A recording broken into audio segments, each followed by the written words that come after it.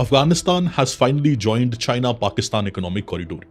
So recently, after India successfully conducted Operation Sindoor over the territory's 9 terrorist sites in Pakistan, soon after that, Beijing hosted a meeting between Islamabad and Taliban's Afghan government. And in that meeting, which was on Wednesday, May 21st, it was announced that Afghanistan will be becoming a part of China-Pakistan Economic Corridor. So Chinese Foreign Minister Wang Yi held talks with the Foreign Minister of Pakistan, Ishaq Dar, and Afghanistan's acting Foreign Minister, that is Amir Khan Muttaqi, with the three leaders deciding that Afghanistan would be becoming a part of China-Pakistan Economic Corridor, which is a part of a larger initiative of China under the Belt and Road Initiative. This comes as a big worry for India because India has very clearly objected to this project and towards this China-Pakistan Economic Corridor because it violates our territorial sovereignty and it violates our national territorial integrity as well.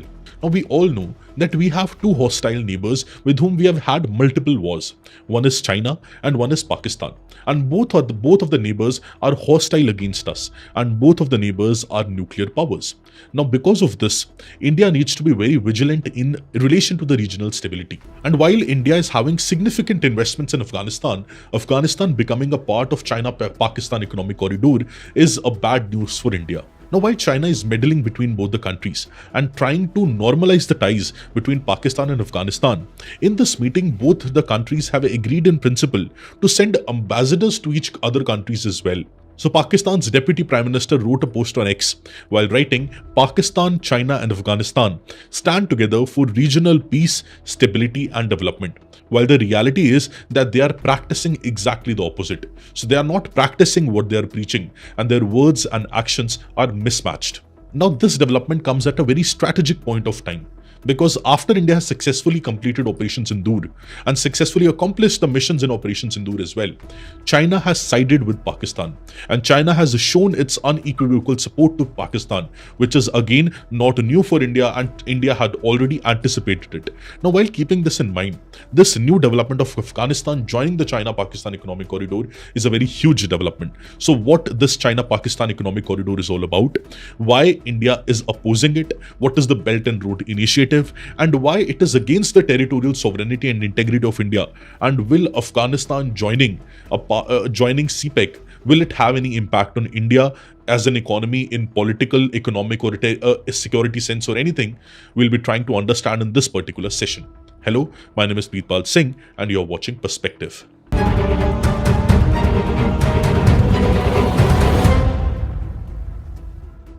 Now, in the recent informal trilateral meeting between China, Pakistan and Afghanistan, which was held in China, hosted by China, under this meeting, Afghanistan is ready to join the China-Pakistan Economic Corridor. Now, China-Pakistan Economic Corridor, short form is CPEC, it's an ambitious project to connect the Xinjiang province of China with the Gwadar Port in Pakistan's Balochistan region or Balochistan province through roads, through railways and through energy projects. So it's a 3,000 kilometer long connectivity project between Xinjiang province and the Gwadar Port in Pakistan's Balochistan region. Now, Balochistan might ring a bell in your mind. That is the same area, the same province where rebel groups or revolutionary groups are claiming independence. So, issue is going on in the Balochistan region of Pakistan as well. And this is the exact same region where this connectivity project will be there. Now, recently, China has proposed a construction of Peshawar-Kabul motorway as an extension of China-Pakistan Economic Corridor in Afghanistan. Now, this project is very ambitious and very beneficial for both the countries, that is China and Pakistan. For China, it gives China a direct access to the Middle East region, to the European markets and also to Indian Ocean through Arabian Sea as well. And additional to that, it helps the Pakistan's already very fragile, already very weak and cumbersome economy as well. So it will help Pakistan's economy to revive. It will help China to get access to Indian Ocean, to Arabian Sea, to the Middle Eastern countries and to Middle Eastern and European markets as well. And this China-Pakistan Economic Corridor, which was launched in 2015, is a part of a much larger project, much larger ambitious project of China, which is Belt and Road Initiative, BRI. Now, this Belt and Road Initiative was launched in the year 2013. It is again a connectivity project which will link the Southeast Asia, the Central Asia and the Gulf region. So it's an ambitious project of China which aims to link the Southeast Asian region, and also South Asian region with the Central Asian region with the Middle Eastern nation. That is the Gulf region. So 3 regions are being linked initially. That is South Asian region, then Central Asian region, then Gulf region, and eventually it goes even further to African region and European region as well. So a network of sea and land routes are being created by China, a very ambitious project of China, which will link all these regions and give access to connectivity and will boost trade amongst all these nations which are a part of this particular project. Now, since the start itself, India has been staunchly critical to China-Pakistan economic corridor, and the reason is one, and the reason is simple, and the reason is sufficient. This China-Pakistan economic corridor, it connects the Xinjiang province of China to the Gwadar port of Pakistan's Balochistan region. But the point is that it passes through Pakistan-occupied Kashmir. Now, Pakistan-occupied Kashmir, as you very well know, was a part of Indian territory, is a part of Indian territory, and will remain a part of Indian territory. And it has been illegally occupied by Pakistan. And India definitely wants our territory back, and we want our territory back. And while this territory, Pakistan-occupied Kashmir, is an integral part of India, if any project of China is passing through that project, it is directly hitting, undermining, and negatively impacting the territorial integrity and territorial sovereignty of our country. So if a project is challenging our territorial integrity and sovereignty, how could we be in support of that project? Which is why from the start itself, we have been critical and we have been staunchly criticizing the China-Pakistan economic corridor. And as also we know that both Pakistan and China has been hostile towards India in the last many decades. If such type of connectivity project is passing through Pakistan-occupied Kashmir, it definitely will pose a defense and security challenge for India in the region as well. And if China gets an direct access to the Indian Ocean, to the Arabian Sea, again it will give a threat to the maritime security of India also, which is again very prominent for India to ensure that maritime routes of India are secured, the trade routes of India are secured, and the boundaries of India are secured. Now, while Afghanistan becomes a part of CPEC, there are a different set of implications which are there for India in this particular instance. So the first implication is that China is trying to fill the void which was left by US. Now, when Russia left a void, US filled it in Afghanistan. When US left a void, China is trying to fill in that void by interfering in Afghanistan region. Now, India is having an investment around $2 billion of investment in Afghanistan region.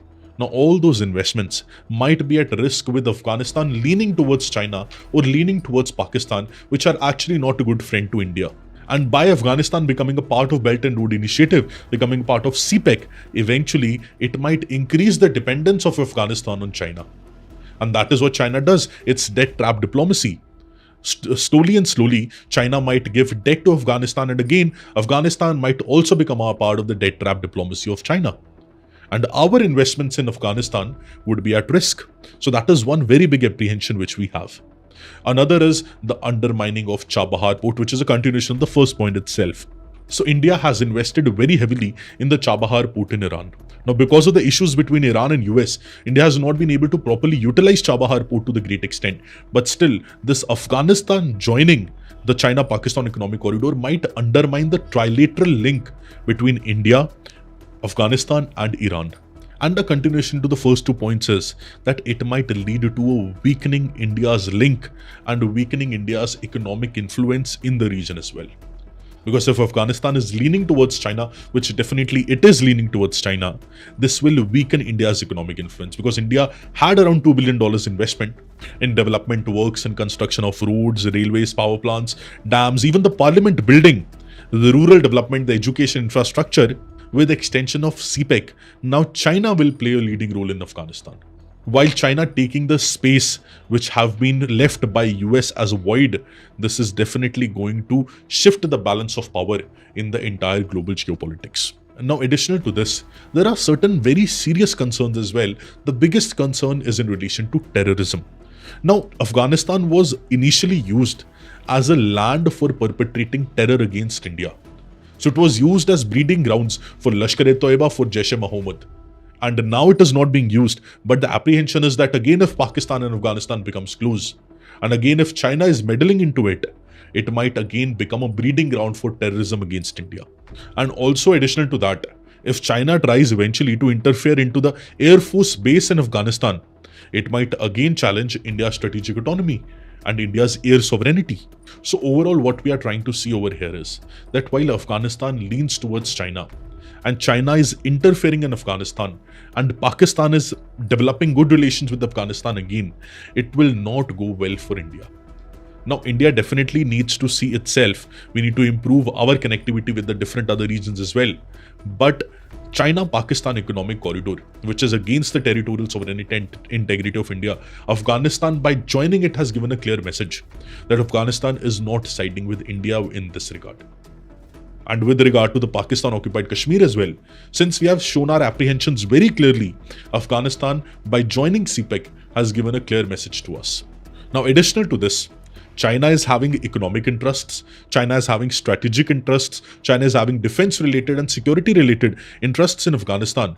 Additional to this, if we talk about the economic interest initially, there are rare earth elements in Afghanistan as well. Afghanistan is rich in minerals. China will also look towards exploiting them as well. So the highly lucrative rare earth mines, rare earth metals in Afghanistan, which already China is the biggest producer in the world of, China will look towards exploiting those resources in Afghanistan as well. Although this is none of our concern, but our concern is to an extent that it is violating our territorial sovereignty integrity by Afghanistan siding CPEC. Afghanistan has also become a third party to this violation of our territorial integrity and sovereignty. That is one concern. Second concern is our apprehension towards our investments being done in Afghanistan. Because as we have very clearly seen in the last 10 years, that China has been against India, Pakistan has been against India. And if China and Pakistan are coordinating with Afghanistan, India's investments in Afghanistan could be at a very vulnerable risk. And overall, this might increase the geopolitical threat, and it might also increase the regional rivalry as well. Contrary to which Pakistan and Chinese foreign ministers say that they are promoting regional stability, peace and development, that their actions are not matching their words. But the real question is that what should India do in this regard? And the answer is very simple, that India should navigate its foreign policy in its own way. India should be promoting the development of the Chabahar Port and ensuring that the Chabahar Port is working and working swiftly, and we are utilizing Chabahar Port as a regional connectivity tool. That is one thing. Also, India needs to leverage International North-South Transport Corridor, INSTC, which also is a regional connectivity program which India is a part of, which connects Central Asia and Eurasia. India should leverage that and promote a trade amongst those routes. And the very recently launched India, Middle East, Europe Economic Corridor, this also IMEC needs to be promoted. The projects under IMEC needs to be completed swiftly, needs to be completed with a good speed, so that trade in these routes also will be promoted in the future, and it is ensured that these are the new age trade routes which develop in the world and connect all these regions. It will definitely strengthen the regional supply chains. It will improve the regional integration by fueling the trade in the whole economy, trade in the whole world, trade in the whole region, by improving the economic performance of the nations individually as well.